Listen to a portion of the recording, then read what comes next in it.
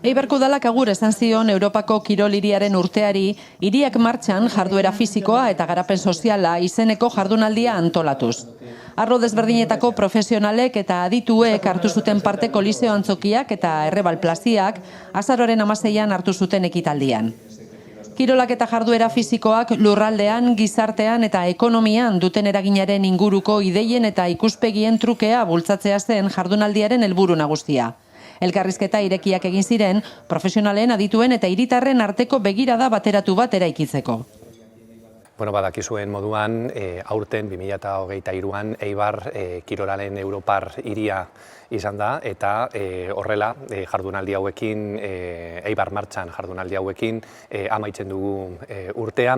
Urtean zehar munduko txapelketa bat egin dugu hemen Eibarren, Jager txapelketa, eta oso importantia izan da, oso ikusgarri gainera izan da, eta laburbilduz esan dezakegu oso pozik gaude gure urtearekin, eta oso erronka importanteak dauzkagu datorren urtera begira.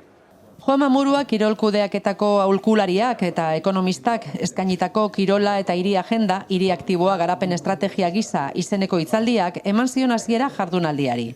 La conferencia ha versado sobre todo en el papel del deporte en el desarrollo integral de la ciudad, ¿no? Para ello hemos tomado una referencia, podemos haber tomado cualquier otra, de planificación integral y participativa, como es la agenda urbana, y a partir de ahí hemos desarrollado los diferentes puntos, el impacto social, económico y obviamente la salud del deporte y medioambiental también, ¿no?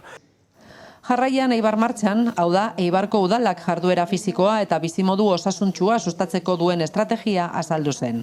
Eta ondoren, elkarrizketa irekien txanda heldu zen. Beti ere kirolaren eta hiriaren arteko harremana ardatz izanik, solasaldiak 3 arlotan banatu ziren, hiria, gizartea eta ekonomia.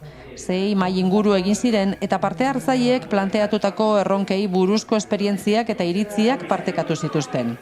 Arratsaldeko saioan, mahai bakoitzeko ordezkariek goizean landutakoa azaldu zuten.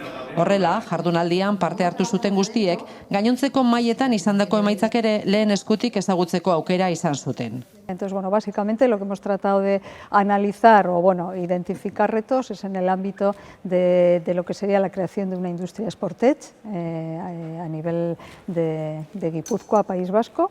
Y pues básicamente lo hemos llegado a trasladar como en 3 áreas de retos, ¿vale? Que uno era la creación de ecosistema, otro sería la generación de valor en lo que estemos haciendo y otra, cómo se hace ese traslado un poco a nivel local.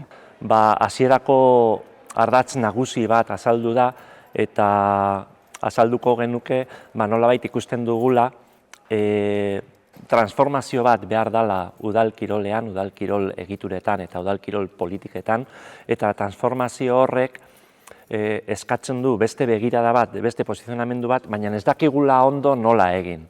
Eta egin behar hori, politiken norabide hori, zuzendu behar da gehien bat inaktiboak diren pertsonak nola aktibatu edo nola jarduera fisikoa sustatu inaktiboak diren kolektibotan.